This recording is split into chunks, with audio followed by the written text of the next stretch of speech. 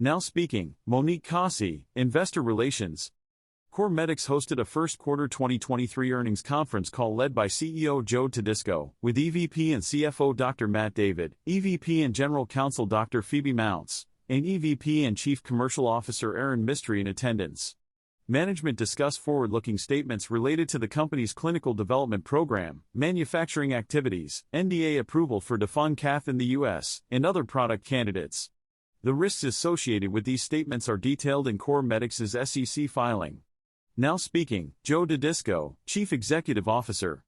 Since March, the company has achieved several key milestones, including resubmitting its NDA for DefenCath to the FDA.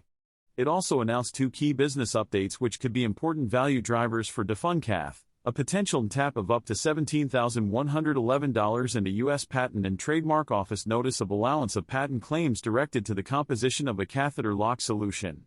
The teams have been working diligently towards the resubmission and preparing for potential commercialization, engaging with key stakeholders across settings of care. They expect to work with health institutions during the upcoming months to establish baseline infection rates and have intensified engagements with potential customers and stakeholders in preparation for discussions with CMS related to outpatient reimbursement. A Type A meeting with FDA was held in April and an anticipated target action date for the NDA is November. Now speaking, Phoebe Mounts, Executive Vice President, General Counsel. In August 2022, CorMedix received a complete response letter from the FDA for deficiencies in contract manufacturers and active pharmaceutical ingredients. CorMedix developed three pathways to resubmit the DefenCath NDA as quickly as possible and requested a Type A meeting with the FDA in March. In April, the meeting was granted and went positively, with CorMedix providing sufficient documentation and justification for Pathway 1. However, due to FDA feedback, multiple sources of heparin API were included in the resubmission, resulting in a Class 2 resubmission with a 6-month review period. The NDA is now being resubmitted with a PDUFA target action date of November. Now speaking, Matt David, Executive Vice President, Chief Financial Officer. CorMedix reported a net loss of $10.6 million, $0.24 share, in Q1 2023, an increase from the $7.0 million. $0.18 share, loss in Q1 2022.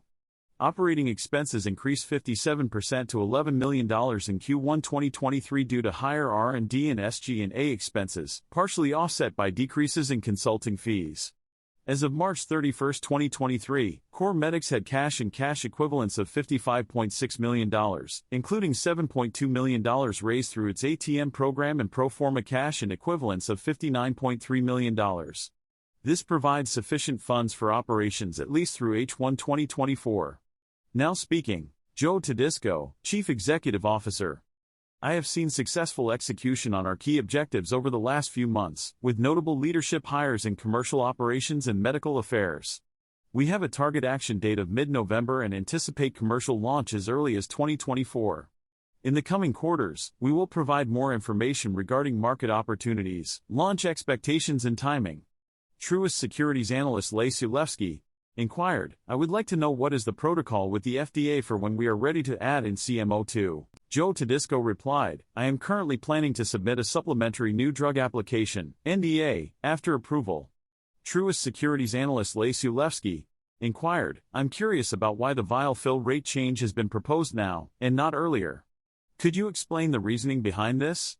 Joe Tedisco replied, we conducted market research and found that patients had a preference for a smaller vial fill of 3 milliliters, which would be tapped only once, as opposed to the 5 milliliters they would have used twice. If we had stuck to the original heparin API's player, we likely would have been approved for the 5 milliliters, with the 3 milliliters. Truist Securities analyst Leigh Sulewski inquired, I understand the strengths of the newly issued patent and the expected timeline of exclusivity. What is your strategy for dealing with any potential NDA filers? Joe Tedisco replied, we believe the newly allowed claims to be very meaningful, as they will be eligible for listing in the Orange Book once they are issued. This could create a material barrier to generic competition post 10.5 years of marketing exclusivity. In order to obtain a designation from the FDA as substitutable, generic versions of injectable solutions must demonstrate quantitative and qualitative equivalence in inactive. Truist Securities analyst Leigh Sulewski inquired, have you developed a legal defense strategy to deal with any potential NDA filers that have recently appeared in the early stages of a launch? Joe Tedisco replied, "Lay, we have an NCE exclusivity for 5 years on the torlidine component of DaFunCath. If a generic filer is challenging our patent, they can submit an application in 4 years. Our 10.5-year NDA approval timeline prevents any competition for that length of time regardless of patents. This gives us plenty of time before needing to." Needham & Company analyst Serge Bellinger inquired, "I noticed that the latest NTAP reimbursement approval included a 20% bump on what had been previously approved. What drove this significant increase, and how does it affect pricing for the outpatient segment?" Joe Tedisco replied, "I migrated my NTAP application from 5 ml to 3 ml, meaning for each patient I get 2 3 ml vials, which is 6 ml of liquid. This accounts for the increase in vials from 9.5 to 19.5. Outpatient pricing also increased as part of the NTAP reapplication." Needham & Company analyst Serge Bellinger inquired, "Yeah. Is the NTAP reimbursement informed the?" inquired. Joe Tedisco replied, "We are still in the process of determining our outpatient and inpatient pricing strategy. Our current TAP reimbursement to healthcare institutions is not reflective of the true net price. We have stated that net pricing for outpatients will be substantially lower, however, we don't have a specific figure yet. We recognize that different therapeutic segments require different patient populations, so pricing must." Needham & Company analyst Serge Bellinger inquired, "Do I expect each facility to conduct pilot studies and economic studies before implementing the product as part of their practice prior to its launch in early 2021? Joe Tedisco replied, "We are currently having many discussions with institutions on the requirements for the P&T process. This initial launch phase will take some time to complete the P&T process for each system, and some may be faster than others. We are also engaging in partnerships that will help ensure a successful launch." Aaron Mystery replied, "We have been running parallel strategic partnership discussions and a full commercial launch since the beginning of the year. We are using segmentation and analytics to understand who will be interested in pilots, take our product for face value, get on formulary and find physician champions to help shepherd the process. It is institution dependent." Monique Cossey replied, "I received 2 written questions regarding our CMO, specifically when FDA inspection is expected and what's changed since the last inspection.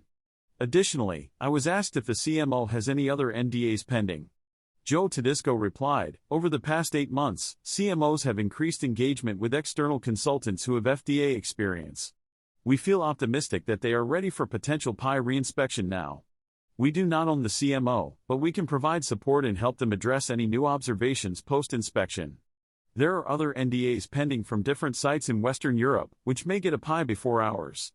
Monique Cossey replied, "I received a question from the audience about why the FDA wanted 2 sources of heparin in the application and what would happen if the initial supplier of heparin has not resolved its warning letter by our targeted action date." Joe Tedisco replied, "Joe addressed the question of timing and scenarios for hiring field and medical staff. He noted that if they reach their target action date and the FDA has not yet resolved a warning letter, they will be free to withdraw a heparin supplier and only go with the new source if needed." Joe also said they could hire the field team ahead of NDA approval and are considering ramp-up of field-based personnel. Joe Tedisco replied, "This company is planning for a potential approval in mid-November and will be adding key leader positions across functions before then. They plan to have offer letters ready around the time of potential approval for field-based key account managers, who they want to onboard immediately after. For medical personnel, they need the full team staffed up ahead of any potential approval, with 8 MSLs, medical science liaisons, at launch. They also need to recruit qualified people for chief formulary access, contract appropriately, and get channel pull-through."